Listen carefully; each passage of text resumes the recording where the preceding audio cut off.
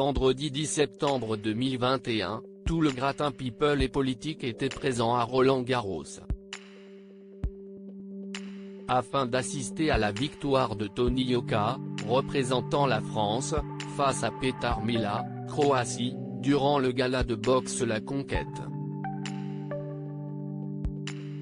Et à l'annonce de sa victoire, le boxeur de 29 ans a d'ailleurs tenu à saluer la mémoire du regretté Jean-Paul Belmondo en brandissant fièrement son portrait sur le ring. J'avais vraiment à cœur de rendre hommage à Monsieur Belmondo, a expliqué le sportif à la fin du match. Sans manquer de célébrer son titre en posant fièrement avec ses fils dans les bras.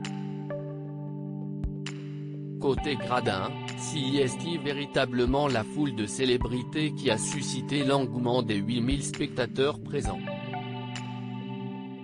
Entre la présence de figures politiques, comme notre président Emmanuel Macron, mais aussi celle de la maire du 7e arrondissement de Paris Rachida Dati ou encore de la candidate à la présidentielle Valérie Pécresse, les spectateurs ont aussi eu la surprise de voir de grands noms de la chanson.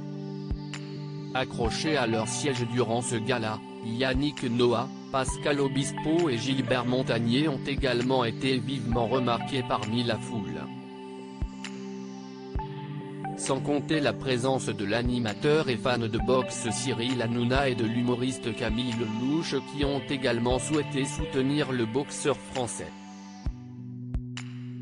Toutefois, le couple entre Franck Ballanger et Roxana Maracineanu s'est aussi fait remarquer en faisant une très rare apparition publique.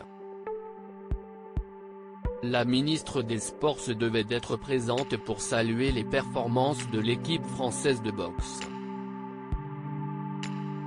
Et dans les gradins, cette dernière s'est montrée très complice auprès de son époux.